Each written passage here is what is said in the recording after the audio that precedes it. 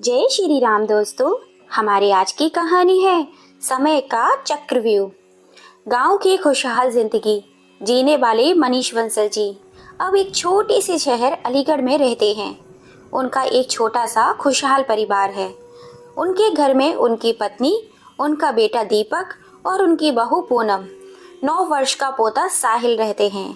आज उनके बेटे दीपक के कमरे से बहुत तेज आवाजें आ रही थी। शायद दीपक और पूनम में किसी बात को लेकर बहस हो रही थी। मनीष बंसल जी और उनकी पत्नी डाइनिंग टेबल पर बैठकर चाय पीते हुए दीपक के कमरे से आते शोर को सुनने की कोशिश कर रहे थे, पर उन्हें कुछ समझ में नहीं आ रहा था। थोड़ी देर बाद ध्यान से सुनने पर उन्हें पूनम की आवाज सुनाई दी, जो दीपक से बोल रही थी कि मैं अब यह सब कुछ बर्दाश्त नहीं कर सकती। मैं घर संभालूं, बच्चों को संभालूं या तुम्हारे बूढ़े माँ बाप को संभालूं?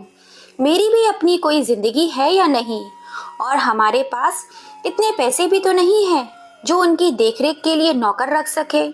तुम उन दोनों को वृद्धाश्रम भेज दो। जब तुम्हारा मन हो उनसे मिल आया करना, और उनका मन हो जब वे यहाँ आ जाया करेंगे मिलने के लिए। पूनम की बात सुनकर मनीष बंसल जी और उनकी पत्नी की आंखों से आंसू बह रहे थे, और मनीष बंसल जी उन दोनों दिनों को याद कर रहे थे जब दीपक बहुत छोटा सा था। कैसे मनीष बंसल जी ने मजदूरी करके दीपक की परवरिश की, खुद की इच्छाओं का गला घोटकर दीपक की हर इच्छा, हर ख्वाहिश को पूरा किया। अच्छे स्कूल में पढ़ाया। कभी कभी मनीष बंसल जी और उनकी पत्नी अपने घर के खर्च कम करके दीपक की स्कूल की फीस भरते थे। खुद भूखे रहते थे, पर दीपक को अच्छे से अच्छा खाना खिलाते थे। अच्छे कॉलेज में उसका एडमिशन कराया।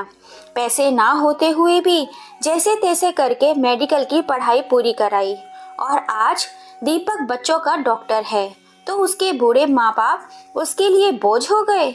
तब मनीष बंसल जी के पोते साहिल की आवाज आई। साहिल अपने पापा दीपक से पूछ रहा था, पापा, यह वृद्ध आश्रम क्या होता है? तो दीपक बोला, बेटा, वृद्ध आश्रम वह होता है जहाँ बूढ़े लोग रहते हैं।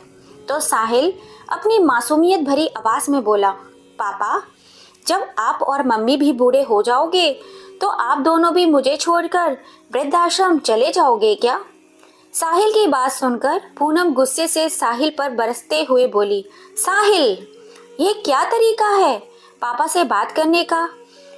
ऐसे कोई बात करता है क्या अपने पापा से?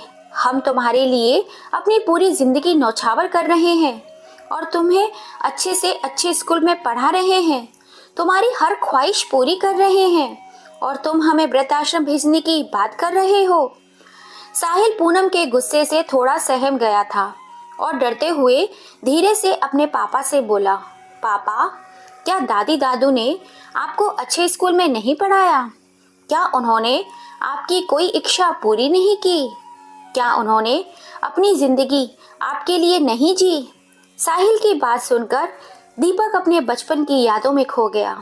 दीपक उन दिनों को याद कर रहा था जब दीपक बहुत छोटा सा था और बड़ी गाड़ियों को देखकर उसमें बैठकर घूमने की जिद किया करता था।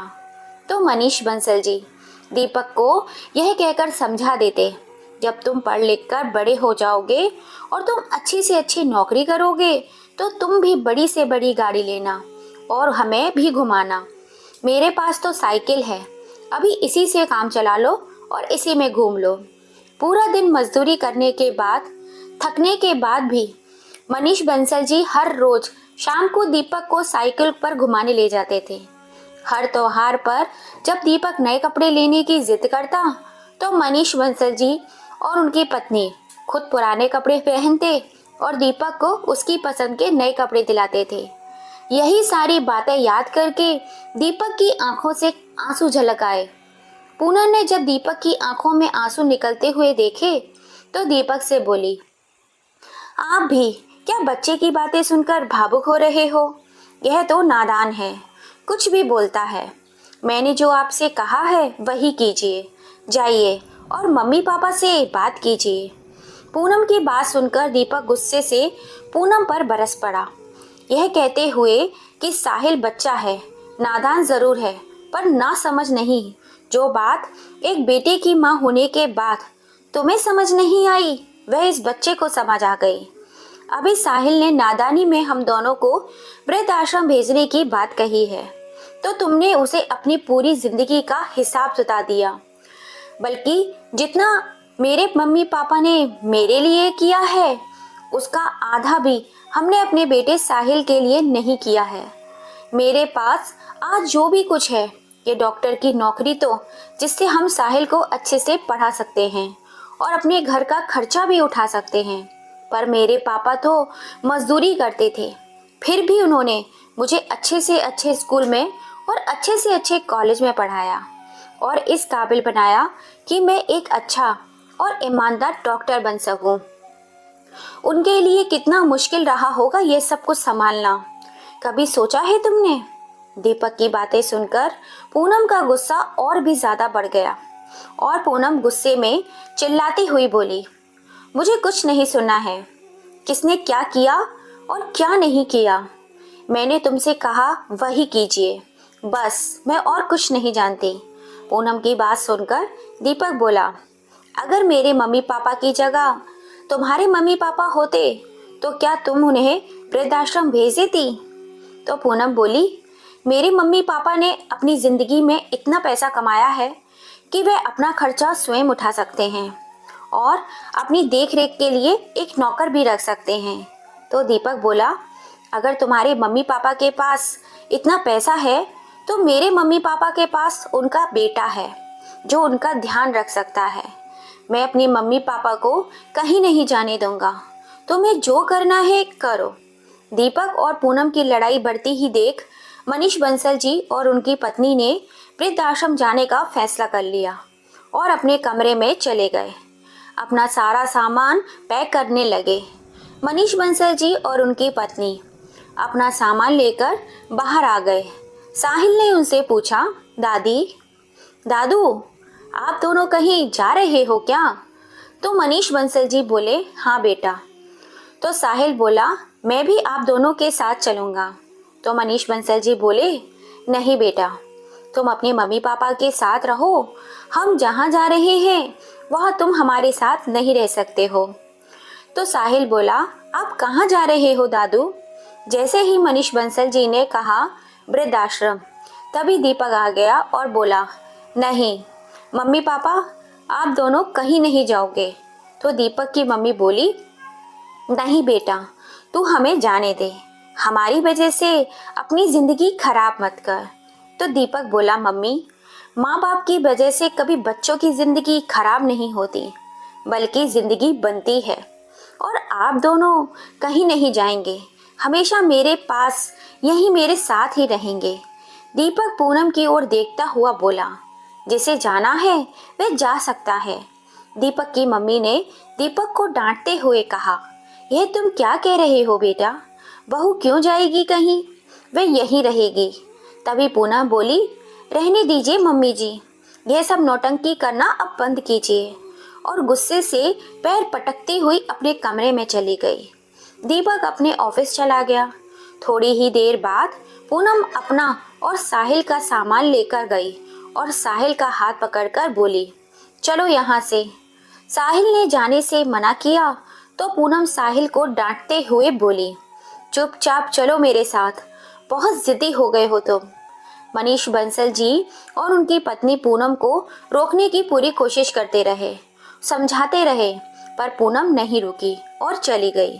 पूनम के जाने के बाद मनीष बंसल जी ने दीपक को फोन करके पूनम के जाने की बात बता दी। तो दीपक बोला, पापा आप चिंता मत कीजिए, जाने दो उसे, जब गुस्सा शांत हो जाएगा तो वह अपने आप ही आ जाएगी। इतना बोलकर दीपक ने फोन रख दिया।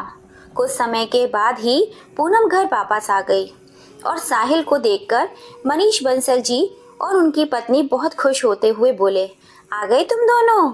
साहिल भाग के अपने दादाजी की गोद में चढ़ गया, लेकिन पूनम बहुत उदास थी और कुछ बोल भी नहीं रही थी, बस चुपचाप डाइनिंग रूम में बैठ गई। दीपक की मम्मी ने पूनम का सिर सहलाते हुए पूछा, बेटा क्या हुआ है, तुम्हारे मायके में सब ठीक तो है ना? पूनम ने रोते हुए अपना सिर उनकी गोद में रख दिया और बोली, मुझे माफ़ कर दीजिए मम्मी जी, मैंने आपके और पापा जी के लिए कितना बुरा भला सोचा। दीपक की मम्मी बोली, पर बेटा हुआ क्या है, तुम्हारे मम्मी पापा ठीक तो है ना? तभी साहिल बोला, दादी नाना नानी तो घर पर थे ही नहीं।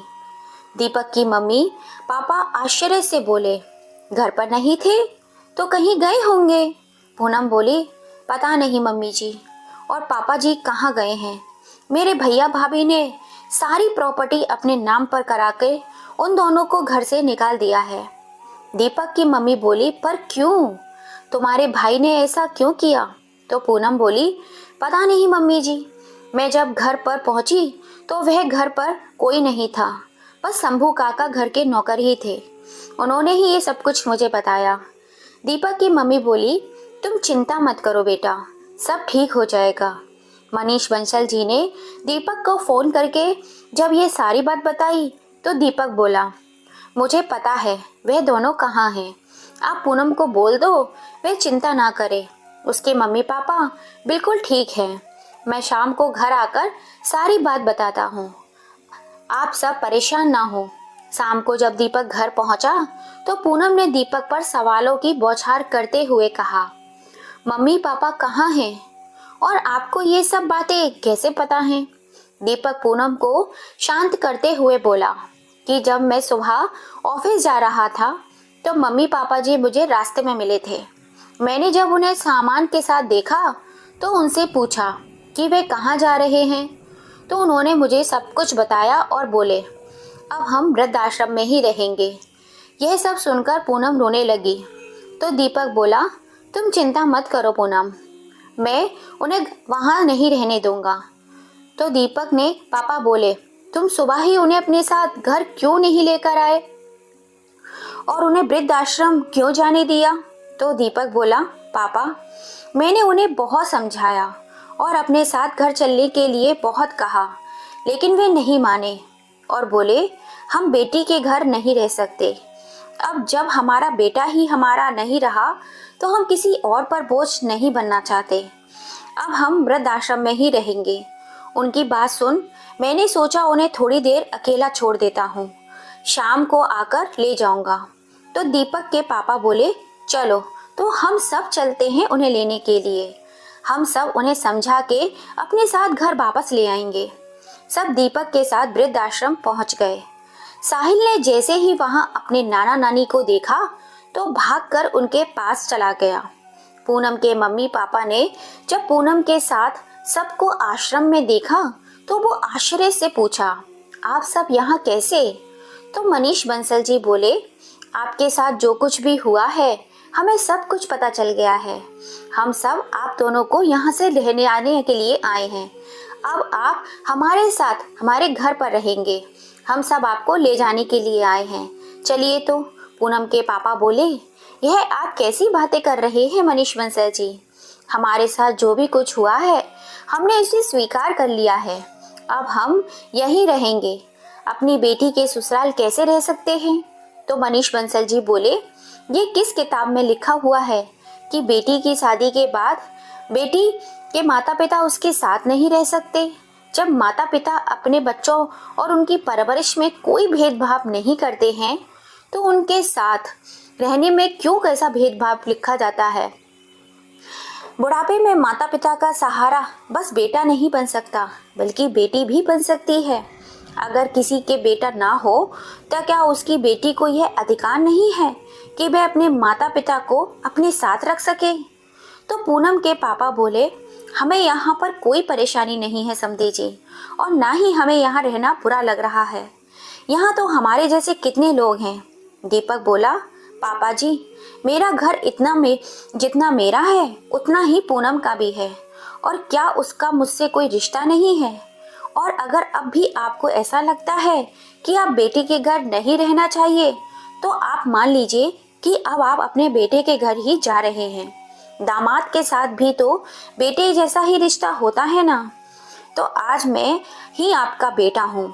दीपक की बातें सुन पूनम के मम्मी पापा की आंखों में आंसू आ गए। पूनम के मम्मी पापा पूनम के ससुराल जाने के लिए मान गए और सबके साथ घर चले गए। पर पूनम बिल्कुल गुमसुम थी, कुछ बोल ही नहीं रही थी।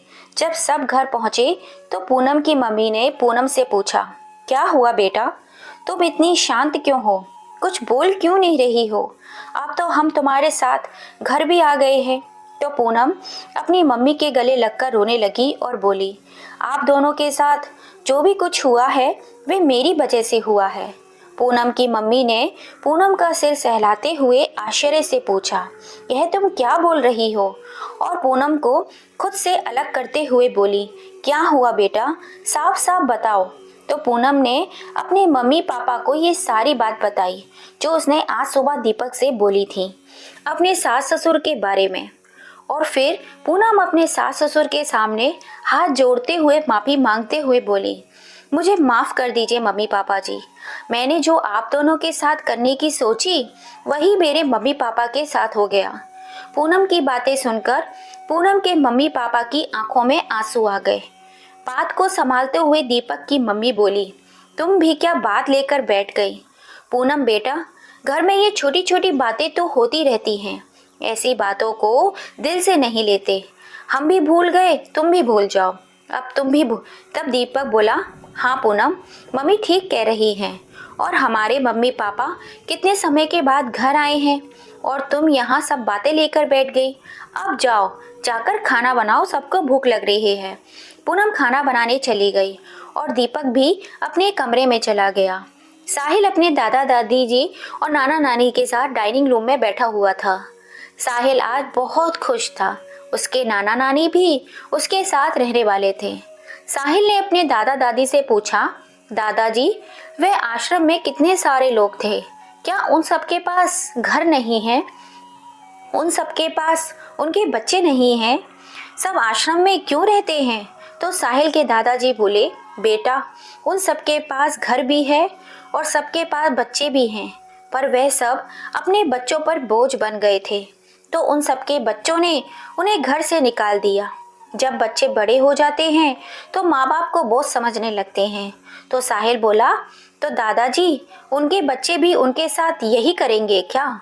तो साहिल के दादाजी बोले, हाँ बेटा, जो बच्चे माँ बाप के साथ ऐसा करते हैं वही उनके साथ भी होता है, पर फिर भी लोग इस सच्चाई को नहीं अपनाते, अपनी गलती नहीं सुधारते। साहिल और कुछ बोलने ही वाला था कि तभी दीपक की आवाज़ आई, साहिल, अगर तुम्हारे सवाल जवाब खत्म हो गए हो तो अब खाना खा लो। दीपक ने साहिल के साथ सबको खाने पर बुला लिया। अब दीपक और पूनम की जिंदगी में सब कुछ ठीक चल रहा था। साहिल भी बहुत खुश था कि अब उसके दादा दादी जी भी उसके साथ उसके नाना नानी के साथ ही रहते हैं। समय यूं ही गुजरता चला गया। एक दिन पूनम के पास उसके भाई का फोन आया। फोन सुनते ही पूनम बहुत हैरान और परेशान हो गई। तो पूनम की मम्मी ने उससे पूछा, क्या हुआ पूनम, किसका फोन था? पूनम बोली, मम्मी, भाई का फोन था। अनन्या, पूनम की छोटी भाई की बेटी, सीढ़ियों से गिर गई थी और उसे काफ़ी चोट भी आई थी, वह हॉस्पिटल में है। पूनम की मम्मी बोली, कौन से हॉस्पिटल में है, चलो मुझे वहाँ ले चलो। तो दीपक बोला, आप ही क्यों मम्मी जी, हम सब चलेंगे आपके साथ। सब पूनम और दीपक के साथ हॉस्पिटल पहुँच गए। पूनम की मम्मी जैसे ही अनन्या के पास बैठी, अनन्या उनसे लिपट गई और रोते हुए बोली, दादी, आप और दादाजी मुझे छोड़कर कहाँ चले गए थे? देखो ना, मुझे कितनी चोट लग गई है, मैं सीढ़ियों से गिर गई। आप और दादाजी अगर घर पर होते तो मुझे कभी नहीं गिरने देते। आप दोनों मेरा कितना ख्याल रखते थे, कभी मुझे कुछ नहीं होने देते थे। मुझे आप दोनों की बहुत याद आ रही थी। आप कहाँ चली गई थी दादी? अब मुझे छोड़कर कभी मत जाना। अनन्या के बोल सुनकर उनकी नम आंखें हो गई। आज अनन्या के मम्मी पापा को भी अपनी गलती का एहसास हो गया था कि इन्होंने कितनी बड़ी गलती की थी अपने मम्मी पापा को घर से निकालकर। अनन्या की मम्मी अनन्या की दादी के पैरों में बैठकर माफ़ी मांगते हुए बोली, मुझे माफ़ कर दीजिए मम्मी जी, मैंने बहुत बड़ी गलती की जो आप दोनों के साथ ऐसा व्यवहार किया। अनन्या के पापा भी अपने मम्मी पापा के आगे हाथ जोड़ते हुए बोले, मुझे माफ़ कर दो मम्मी पापा, आप दोनों के साथ ऐसा नहीं करना चाहिए था। आप दोनों के घर से जाने के बाद हमें समझ आ गया कि माँ बाप के बिना घर घर नहीं होता है। हमारे पास सब कुछ था, पर आप दोनों की कमी हमेशा खलती रही। हमें माफ़ कर दीजिए और अपने घर चलिए। अनन्या भी आप दोनों को बहुत याद करती है। यह सारी बातें सुनकर दीपक बोला, आज तुम्हारी बेटी को उनकी ज़रूरत है तो तुम्हें अपनी गलती का एहसास हो रहा है, वरना एक बार पलट कर देखा भी नहीं कि ये दोनों कहाँ हैं। अब मैं इन दोनों को आपके साथ नहीं जाने दूंगा। आप जब इन्हें घर से निकाल ही चुके हैं तो इन्हें भूल भी जाओ। दीपक की बात सुनकर पूनम का भाई बोला, ऐसा मत बोलिए, हमें यह तो पता चल गया था कि मम्मी पापा आपके घर पर हैं, पर किस मुंह से माफ़ी मांगने आते और क्या बोलते आके कि जब तक आप हमारे साथ थे हमें आपकी कदर नहीं थी, और आज जब आप हमारे साथ नहीं हैं तो हमें आपकी ज़रूरत है। मम्मी पापा का सामना करने की हिम्मत नहीं थी हम में, इसीलिए नहीं आ सके।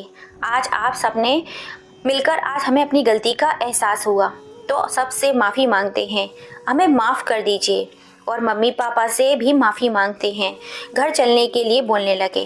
पहले तो पूनम के मम्मी पापा भी उनके साथ नहीं जाना चाहते थे, पर जब अनन्या ने जिद की तो वे मान गए और उनके साथ जाने के लिए तैयार हो गए। अब दोनों ही परिवार अपने अपने घर में अपने अपने परिवार के साथ खुशी खुशी रहते थे। कुछ समय के बाद एक दिन दीपक अपने ऑफिस से घर लौट रहा था।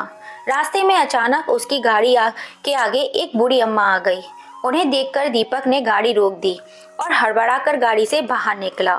बूढ़ी अम्मा से बोला, आप ठीक तो हैं ना? आपको चोट तो नहीं लगी? तो वह अम्मा बोली, नहीं बेटा, चोट नहीं लगी मुझे, माफ़ कर दे, मैं एकदम से गाड़ी के आगे आ गई। वह क्या है ना कि मुझे सही से दिखाई नहीं देता। उन अम्मा के पास कुछ सामान भी था एक बैग में। दीपक ने उनसे पूछा, आप कहीं जा रही हो? चलो मैं छोड़ देता हूँ। कहाँ जाना है आपको? तो वो अम्मा बोली, बेटा मुझे वृद्ध आश्रम छोड़ दे। वृद्ध आश्रम का नाम सुनते ही दीपक ने आश्चर्य से पूछा, वृद्ध आश्रम क्यों जाना है माँ जी आपको? आपका घर कहाँ है?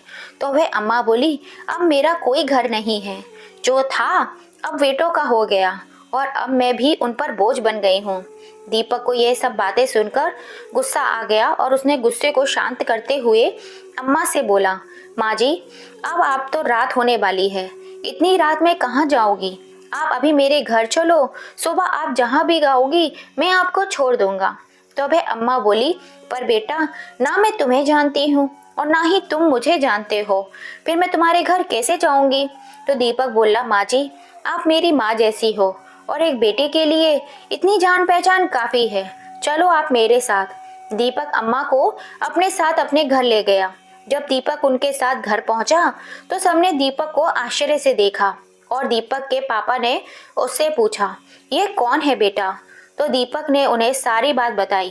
तो दीपक के पापा बोले, ये तो तूने बहुत ही अच्छा किया जो इन्हें अपने साथ घर ले आया। रात का खाना खाने के बाद उन बूढ़ी अम्मा के साथ ही बैठे थे। बातों ही बातों में उन्होंने बताया कि उनके दो बेटे हैं। एक बड़ा बेटा तो बाहर कंपनी में काम करता है, जिसकी पत्नी और बच्चे उसी के साथ वहीं रहते हैं, और दूसरा छोटा बेटा टीचर है जो अपनी पत्नी और बेटी के साथ यहीं रहता है। दीपक ने साहिल से कहा, चलो बेटा आप जाओ और सो जाओ, सुबह स्कूल भी जाना है। और अपनी मम्मी से बोला, आप माँ जी को अपने साथ सुला लेना, साहिल पापा के साथ सो जाएगा। अब अपने अपने कमरे में सोने के लिए चले गए। दीपक कुछ खोया खोया सा था, तो पूनम ने उससे पूछा, क्या हुआ, क्या सोच रहे हो? तो दीपक बोला, कैसी दुनिया है यह, दो दो बेटों के होते हुए भी माँ रात में दर दर भटक रही थी। तो पूनम बोली, अब आप इन सब बातों के बारे में मत सोचो, अब वह माँ जी हमारे साथ हैं तो उन्हें कोई परेशानी नहीं होगी, इस बारे में सुबह बात करेंगे। अगले दिन सुबह नाश्ते के समय दीपक पूनम से बोला, आज मेरा एक दोस्त अपनी पत्नी के साथ रात के खाने पर आ रहा है, तो समय से तैयारी कर लेना। पूनम बोली, ठीक है। ऑफिस जाते हुए दीपक उन अम्मा से बोला, लाइए अम्मा जी आपका पुराना चश्मा दे दीजिए, आज मैं नया चश्मा बनवा लाऊंगा। तो वह बोली, बेटा तुम तो आज मुझे वृद्ध आश्रम छोड़ने वाले थे। तो दीपक बोला, अभी आप कुछ दिन हमारे साथ ही रहिए, तब तक आपका चश्मा भी आ जाएगा। दीपक अम्मा जी का चश्मा लेकर चला गया।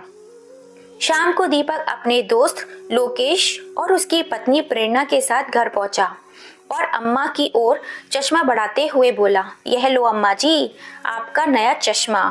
अम्मा को देखते ही लोकेश बोला, अरे माँ, आप यहाँ कैसे? सबने लोकेश को आश्चर्य से देखा और दीपक बोला, माँ जी, तुम्हारी माँ है? लोकेश, पर तुम्हारे मम्मी पापा की तो मृत्यु हो चुकी है। अम्मा लोकेश को छूकर देख रही थी और खुश होते हुए बोली, तुम लोकेश हो? तो लोकेश बोला, हाँ माँ, मैं लोकेश हूँ। लोकेश ने सब कुछ बताया कि जब मम्मी पापा की मृत्यु हुई थी तो मेरा कोई नहीं रहा। तब इनके पति सोहन लाल जी ने मुझे अनाथ आश्रम पहुँचाया, मेरी पढ़ाई का खर्चा भी देते थे। आज मैं जो कुछ भी हूँ इन्हीं की वजह से हूँ। तब से ही तो मैं उन्हें माँ बोलता हूँ। लोकेश ने अम्मा से पूछा, पर माँ, आप यहाँ कैसे? तो अम्मा ने उसे सब कुछ बताया। बड़ा बेटा और बहू तो यहाँ रहते नहीं हैं। छोटी बहू ने उन्हें घर से निकाल दिया है। तो मैं आश्रम जा रही थी तो दीपक की गाड़ी से टकरा गई और वह मुझे अपने घर ले आया। लोकेश की पत्नी प्रेरणा बोली, कोई बात नहीं माँ, अब आप हमारे साथ रहना, कोई ज़रूरत नहीं है कहीं जाने की। लोकेश भी तो आप ही के बेटे हैं, तो अब आप हमारे साथ ही रहेंगी। तो अम्मा बोली, नहीं बेटा, मुझे वृद्ध आश्रम में छोड़ आओ। तो लोकेश बोला, नहीं माँ, आप कहीं नहीं जाएंगी, बस मेरे साथ ही रहेंगी। लोकेश बहुत समझाने पर अम्मा सबके साथ रहने के लिए मान गई। रात का खाना खाने के बाद जब लोकेश अपनी माँ को लेकर घर जाने लगा तो दीपक उससे बोला, तुम्हें इनका घर पता है कहाँ है? तो लोकेश बोला, हाँ पता है, पर क्यों? तो दीपक बोला, उन्हें उनकी गलती का एहसास कराना जरूरी है। अब तुम घर जाओ, कल बताता हूँ क्या करना है। अगले दिन सुबह दीपक सोहन लाल जी के घर पहुंच गया। बैल बजाई, गेट उनके छोटे बेटे ने खोला। दीपक ने पूछा, क्या यह सोहन लाल जी का घर है? तो वह दीपक से बोला, हाँ, यह सोहन लाल जी का ही घर है। तो दीपक बोला, मैं एक पॉलिसी कंपनी से आया हूँ। आपके पिताजी ने आपकी माताजी के नाम पर एक पॉलिसी कराई थी, वह पूरी हो गई है, उसके पैसे देने हैं, आप माँ जी को बुला दीजिए। तो सोहन लाल जी का बेटा बोला, वह तो अभी घर पर नहीं है, कुछ दिन के बाद आएंगी, कहीं गई हुई हैं। तो दीपक बोला, कोई बात नहीं, मैं कुछ दिन के बाद आ जाऊंगा। तो सोहन लाल जी की बहू बोली, कुछ दिन बाद क्यों, आप हमें दे दीजिए, हम माँ जी को दे देंगे, आप क्यों बार बार परेशान होते हो? तो दीपक बोला, नहीं, मैं उन्हें ही दूंगा, ऐसे ही किसी को नहीं दे सकता। तो सोहन लाल जी की बहू बोली, हम ऐसे ही कोई नहीं हैं, उनके बेटा और बहू हैं, आप हमें पैसे दे सकते हैं। तभी बाहर से एक आवाज़ आई कि पैसे लेने के लिए आप उनके बेटा और बहू बन गए, वरना यह आप पर बोझ बन गई थी।